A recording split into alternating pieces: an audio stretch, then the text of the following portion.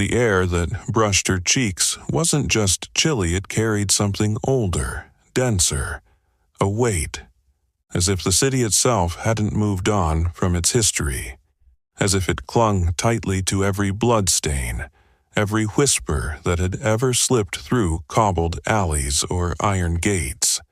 She stepped out of the black cab onto the slick stone curb. The tower loomed ahead, just across the road, surrounded by ancient stone walls that seemed to lean inward, as though hiding something too terrible for the world to see. Ava pulled her coat tighter and stared at the monument she'd crossed an ocean to write about. The Tower of London. Historic, iconic, haunted. She had landed a residency with the Royal Historical Society a month inside the tower's rarely accessed chambers to write a book on medieval imprisonment. But it wasn't just history that drew her here. It was what her grandmother had said before she died. They never left Ava. The ones they tortured, the ones they killed. They're still there, and they remember. The keys jingled in the warden's hand as he led Ava down a narrow corridor lit by antique wall sconces. Even the electric bulbs had been dimmed to mimic candlelight, creating an unsettling flicker on the cold gray stone.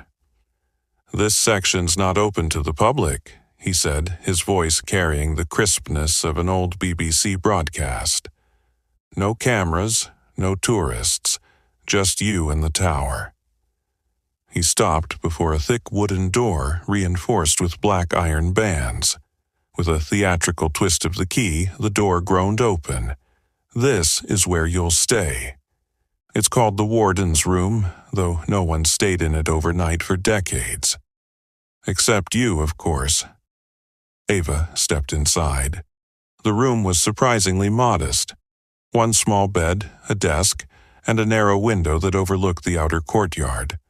The walls, uneven with age, seemed to breathe. "It's said this room belonged to the last warden who disappeared in 1942. The man added casually. "Left his post one night, never seen again. No sign of struggle, just gone." Ava turned, unsure whether he was joking. His expression didn't flinch. "He was writing a book, too," he added, offering a small nod. "Strange coincidence."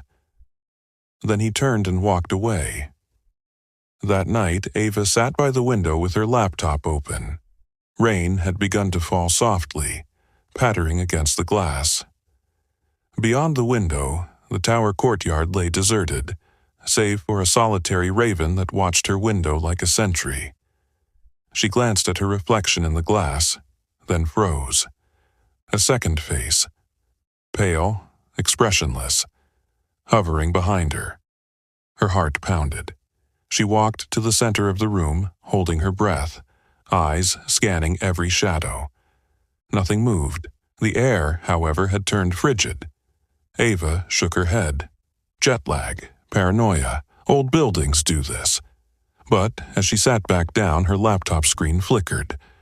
Words began to type themselves. She slammed the lid shut. Outside, the raven cawed once and vanished into the night. The next morning, Ava awoke with a pounding headache and a strange sensation in her chest, as if something heavy had been sitting on it all night. She couldn't remember falling asleep. The last thing she recalled was slamming her laptop shut and backing away from the desk. Now, as sunlight struggled through the narrow window, the room felt no warmer than a crypt. She glanced at the desk. The laptop was open. The screen was black, but faint imprints of letters, like ghostly afterimages, danced across the monitor. Her heart skipped. She reached out and touched the keyboard. Cold moisture clung to the keys, almost like dew, but there had been no water inside the room, no broken window, no leak. She wiped her hand and slowly sat down, powering on the device. A document opened automatically. It was a single page, one line. She stared at the line, her breath caught in her throat. She hadn't told anyone about what her grandmother used to say. She hadn't mentioned it in her application, her emails not even in conversation. She closed the laptop slowly and stood up, walking toward the wall. Her fingers traced the stone blocks, cool and uneven. They'd stood here for centuries, soaked in history. But as she pressed her palm flat, she felt something strange, a vibration. No, not quite a vibration. A heartbeat. There was something alive behind the wall. At first, they were subtle scratching sounds like rats in the walls. But as the hours passed, the noises grew louder, clearer. Ava pressed her ear to the stone near her bed and listened. Dozens of voices overlapping. Some were crying, others were screaming. One voice repeated a name again and again. Ava bolted upright. Anne Boleyn, one of the tower's most infamous prisoners, the second wife of King Henry VIII, beheaded here. Legend said her ghost walked the halls, carrying her severed head beneath her arm. Ava stood and stepped into the corridor, flashlight in hand. She didn't know what she was searching for, only that something was calling to her. She turned a corner and stopped dead. The corridor ahead was lit not with electric light, but flickering torches mounted in iron brackets. She stepped forward slowly, her footsteps silent on the ancient stone. A woman in a tattered green gown, walking barefoot along the hall. Ava dropped the flashlight. The figure stopped, slowly turned, and though it had no eyes, no mouth, no face, Ava knew it was looking at her. Then it vanished. All she knew was that she had locked the door behind her, backed into a corner, and sat there until her legs went numb, and the torches outside flickered out on their own, one by one. When dawn broke, she was still there, staring at the door, half expecting it to creak open on its own. It didn't. But something else had changed. The wall by her desk, stone cold and silent the night before, was now covered in scratches. Hundreds of them. Long, erratic marks, as though someone or something had been trying to claw its way out. She stood slowly, heart thudding, and reached out to touch them. That's when she noticed the smallest detail, a hinge, half buried in the stone, rusted, ancient, barely visible unless the light hit it at just the right angle. It wasn't a wall, it was a door. She ran her fingers along the edges, clearing dust and grime. There was no visible handle, but near the center of the stone, one brick was slightly looser than the others.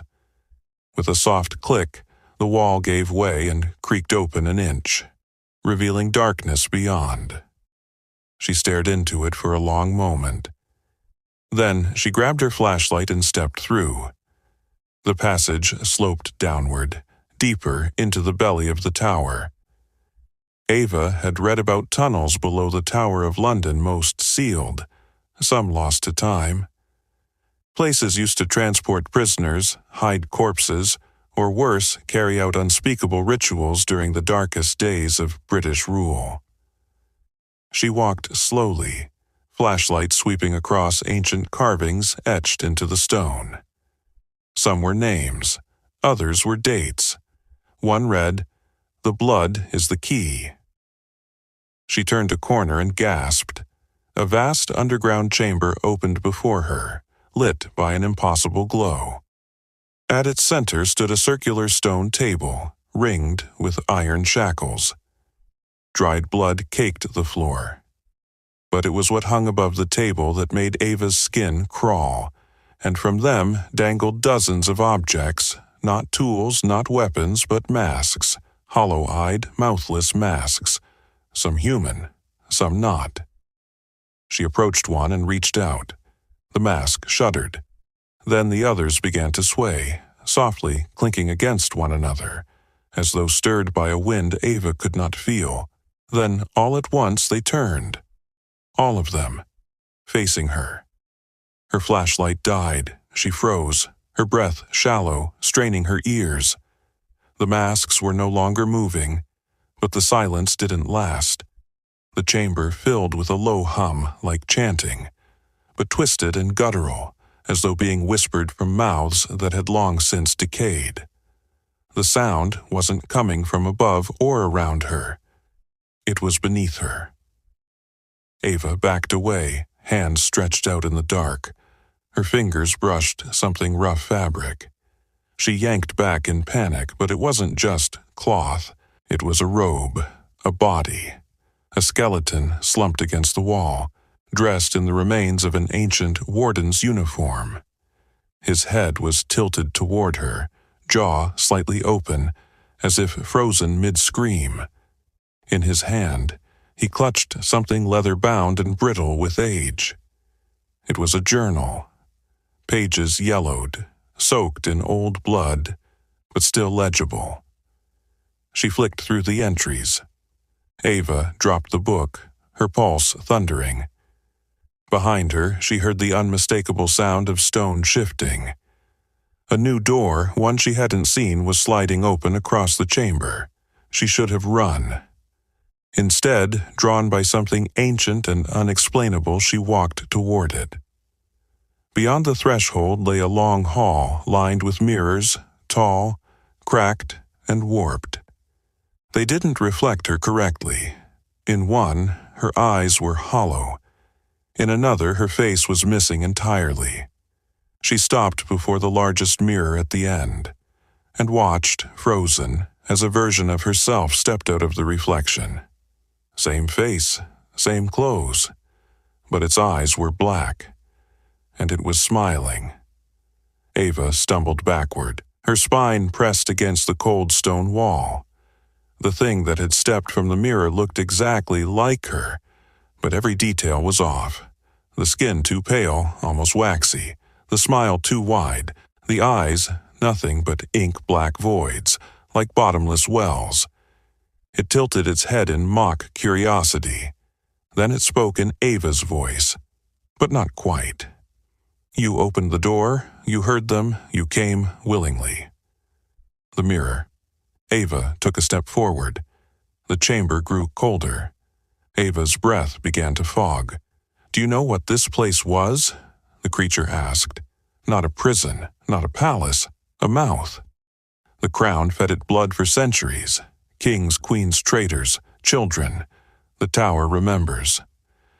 Ava backed into one of the cracked mirrors. It showed her again, but now she was the one with black eyes. No, that wasn't right. The mirror was showing her future. Once the tower knows your name, the mirror self whispered, you can never leave as you were. Ava turned and ran. The hallway stretched longer than before, twisting, bending. The stone under her feet seemed to pulse like flesh. Mirrors on either side reflected different timelines, one where she was screaming, another where she was hanging from chains, another where she walked the tower's halls for eternity, whispering in the dark. She burst into a circular chamber at the end, a dead end.